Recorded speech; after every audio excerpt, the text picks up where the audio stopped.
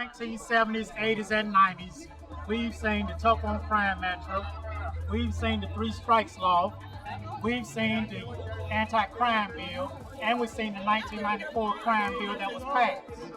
Because of that, many people of color, including myself, were locked up for decades and centuries. When I say centuries, that is because many people that are still incarcerated have life sentences. A life sentence can run anywhere from 100 years to 1,000 years in a federal prison because there is no number for life. It's until you die. That's the reason I said they have been locked up for decades and centuries. I was one of them. I was wrong. I did sell crack cocaine. But my wrongness was intensified once I went to sentencing, signed under the crime bill, and was given a 35-year sentence for something that I ordinarily would have used or would have been given 12 or 14 years. A little bit of my story. In 1996, I sold crack cocaine. I had a partner who also sold crack cocaine. He ended up getting busted, and then he snitched on me. When he snitched on me, they came and arrested me, and I had no idea how the federal system went. I was only familiar with the state system. But once I was sentenced under the anti-crime bill, and because of that, I was looking at 30 years to life, and I received 35 years. I served 22 years, day for day, locked up under that bill. In January I was released. In December of 2018, the president signed the First Step Act into law.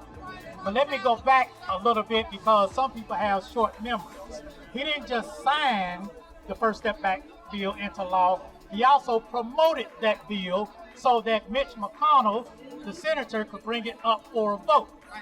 Had not the president taken an active role, not a passive role, as a lot of people want to say by it being a bipartisan bill, had he not taken an active role in it, that bill just would have rolled over into the next year and never been passed. Well, on January 3rd of 2019, shortly close to 10 or less days after that bill was signed, I was released after serving 21 years and 7 months. Praise God.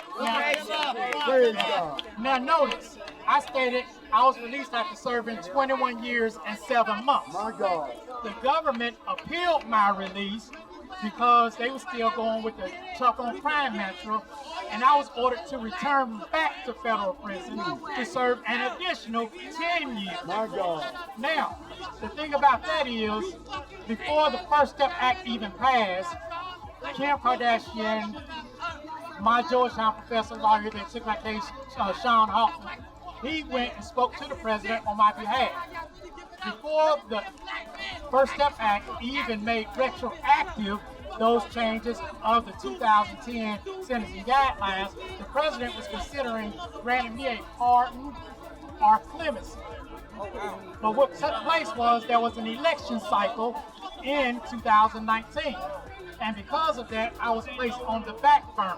And while sitting on the back burner instead of the front burner, the First Step Act bill passed. And once the First Step Act bill passes, it had made retroactive when I was sent back to serve an additional 10 years on, I was released. Now when I was released, it gets even better. It gets even better than that. Once I was released January 3rd, 2019, after serving a total of 22 years, I was asked by the President of the United States and the First Lady to attend the State of the Union in 2019. Some of you may have seen my face now. Okay, now, I came down the first week of February to attend that State of the Union, but because there was a government shutdown, they didn't have it. So I went over to the White House as well as over to the Congress, and I met the senators and the representatives that all supported the First Step Act. I was also able to go over to the White House and meet President Donald J. Trump and Vice President Mike Pence. Now let me share this story with you, since we say that this man is possibly a racist, which I know he's not. As I entered into the compound, the first person I see is Vice President Pence. He's coming through with Secret Service. Everybody is hollering, move out the way, move out the way, make way, make way. But soon as Mike Pence, well, let me give him his title, forgive me, Mike. Vice President Mike Pence, as soon as his eyes met mine, he said, hey, I know you. He came over, gave me a bear hug, and then called for the cameras to take a picture with him. I said, I don't have my phone with me because they took it coming through the gate for security purposes. He called one of his own staff members over, took the picture of me and him, and said, I'll send it to you, and he did. He sent it to me. Now, that's what I'm talking about, the vice president, but he's not the president. So now let me share with you what the president did. Once we went to the Oval Office to meet the president, everybody else that was a guest of the State of the Union was able to go in, shake his hand, and take a picture with him. As soon as I got, now I'm all nervous as outdoors because I just come out of prison. I ain't got no business being in Washington, D.C., let alone at the White House. So, as I come through the threshold of the Oval Office, as soon as the president's eyes meet me, the first words come out of his mouth is, get over here, Matthew Charles, I know you. That eliminated all the ice, and it just broke the situation wide open.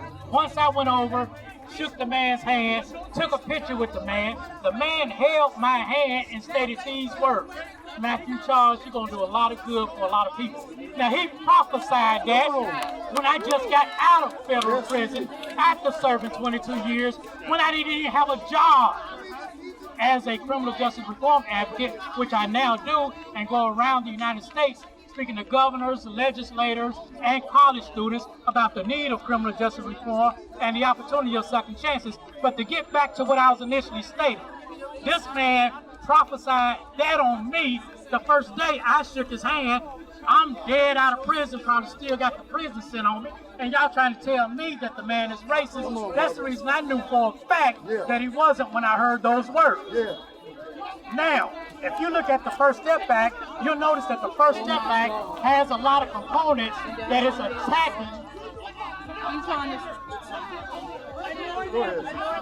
The First Step Act has a lot of components in it that change the things that were actually done in the 1994 crime bill.